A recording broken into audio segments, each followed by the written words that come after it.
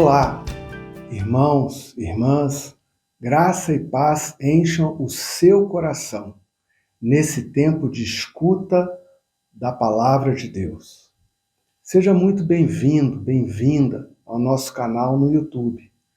Nossa oração é que Deus abençoe a sua vida. Inscreva-se em nosso canal, ative o sininho e, se quiser, deixe o seu like ou o seu comentário abaixo. Hoje, prosseguimos na série de mensagens Graça para Todos e vamos receber inspiração e orientação da história da luta de Paulo pela defesa e promoção do verdadeiro Evangelho da Graça. O maior objetivo do trabalho, do ministério missionário do apóstolo Paulo sempre foi espalhar o conhecimento de Deus.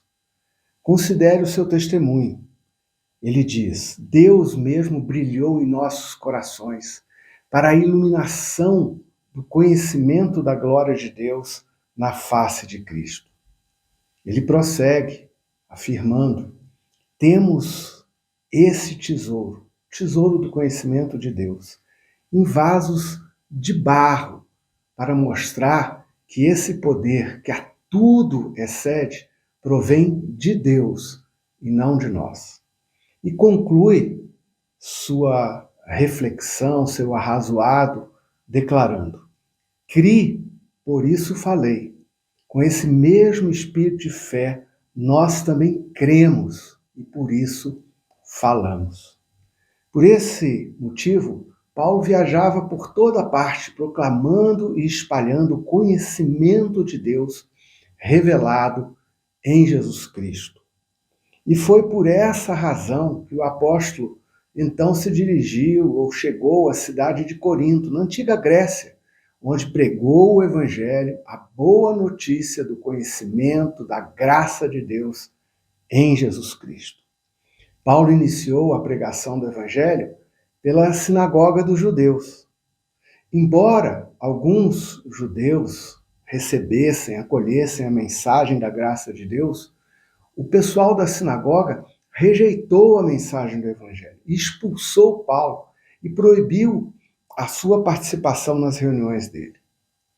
Paulo ficou muito abatido com esse desfecho, mas o Senhor apareceu a Paulo numa visão, encorajando-o e dizendo: não tenha medo, continue falando, pois estou com você, porque tenho muita gente nesta cidade. E de fato, durante o ano e meio que Paulo passou em Corinto, muitas pessoas se converteram ao Evangelho. Muitos foram batizados e passaram a integrar aquela igreja. Depois de estabelecer a igreja em Corinto, o apóstolo Paulo precisou prosseguir viagem, fazendo planos de retornar à cidade assim que possível.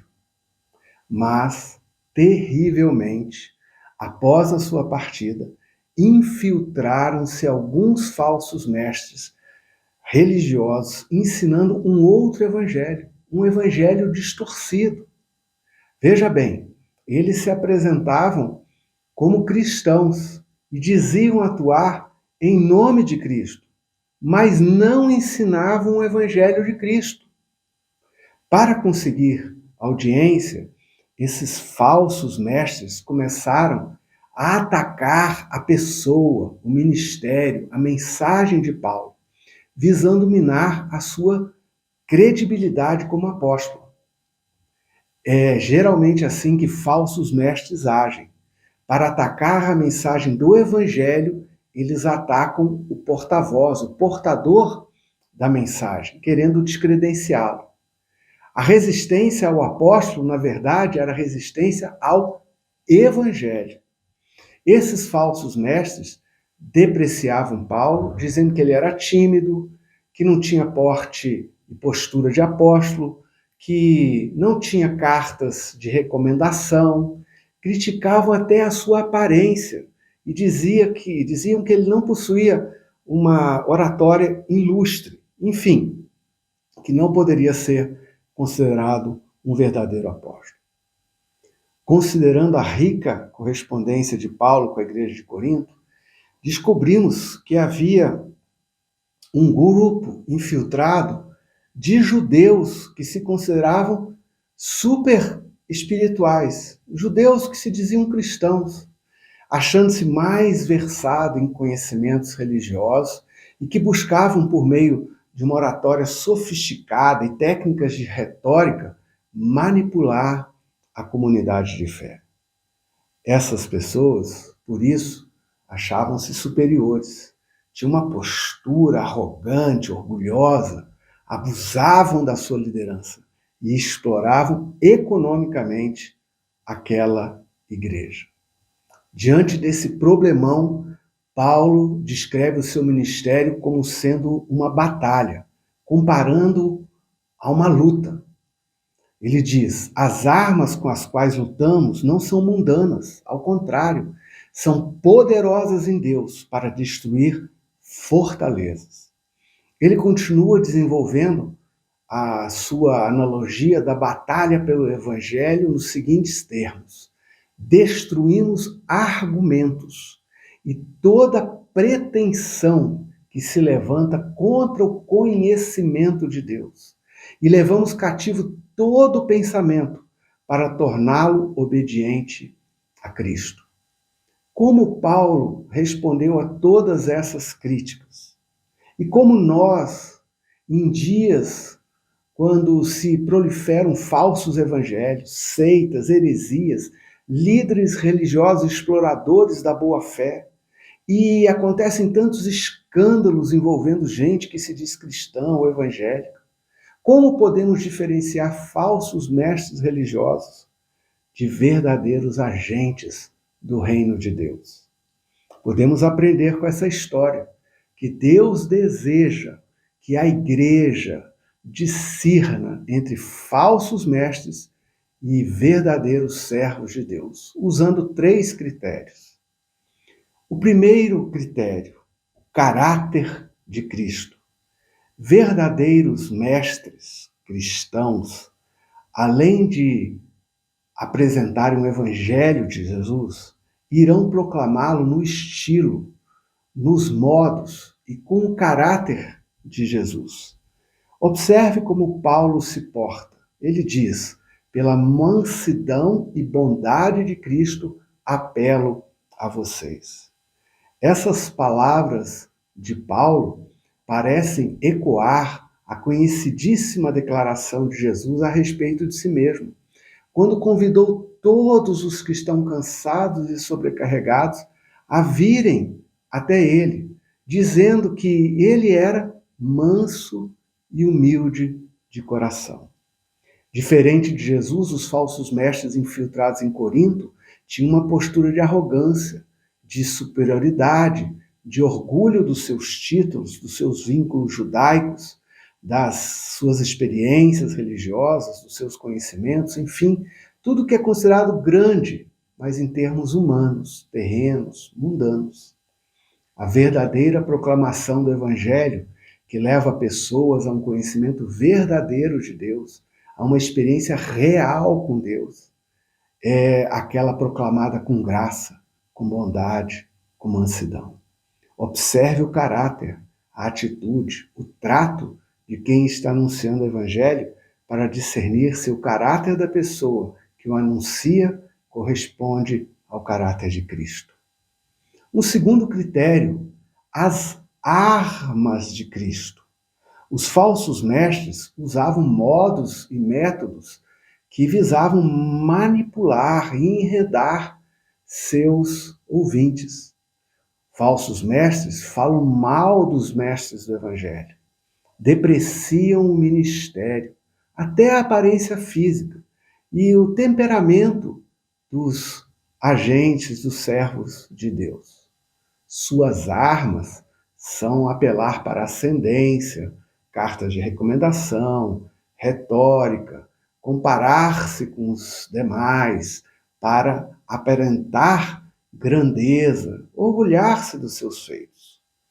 Paulo vai repudiar esse marketing autopromocional, mundano, e afirmar que trabalha e proclama o Evangelho usando armas, isto é, métodos que são poderosos em Deus.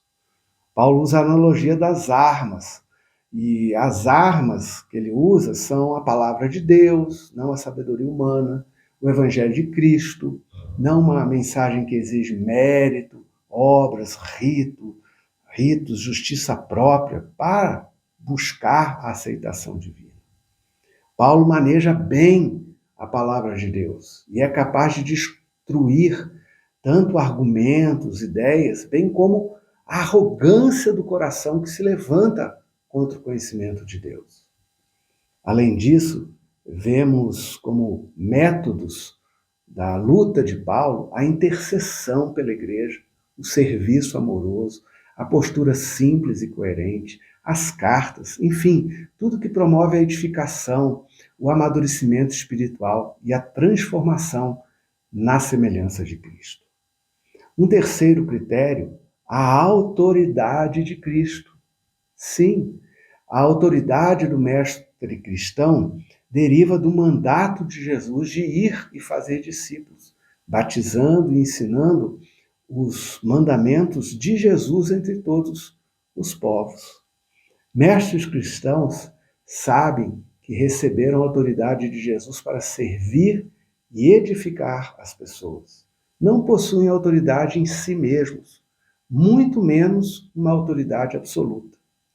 Mas os falsos mestres são sempre arrogantes, orgulhosos e fundamentam a sua autoridade em si mesmos, em recomendações de terceiros, em títulos humanos, em credenciais étnicas, enfim, não em Deus. Porque a autoridade dos falsos mestres não deriva de Cristo, eles são autoritários e abusam da sua liderança. Falsos mestres são avessos à verdade e usam a autoridade que alegam possuir para obter vantagens econômicas, financeiras e obter aprovação social. Paulo sabe que recebeu a autoridade de Cristo e que tem essa autoridade para edificar a igreja, não para dominá-la, nem para explorá-la. Ele escreve: pertencemos a Cristo. A autoridade que o Senhor deu é para edificá-los e não para destruí-los. A batalha de Paulo pela graça jamais é para amedrontar, intimidar ou destruir pessoas. É sempre de modo coerente ao estilo de Jesus, para combater ideias e ensinos falsos que ele chama de fortalezas. Seu objetivo é levar os pensamentos, as ideias, as mentes, a obediência de Cristo para o bem das pessoas, para a descoberta da graça, para a edificação pessoal e coletiva da igreja. Jesus mesmo havia alertado para o surgimento de falsos mestres e falsos profetas. E é preciso que todos aprendam a discernir os falsos evangelhos do evangelho da graça. Falsos mestres sempre terão posturas arrogantes e caráter diferente da humildade e mansidão de Cristo. Seus métodos serão escusos e visam enganar e tirar vantagem financeira dos ouvintes. E, invariavelmente, ressaltam e abusam da autoridade que alegam ter. Aprenda a discernir e ouça apenas mestres que têm postura semelhante a Jesus Cristo, que ensinam o Evangelho de Jesus Cristo, que usam os métodos legítimos e coerentes com o Evangelho de Jesus e que usam a sua liderança para servir e edificar os ouvintes.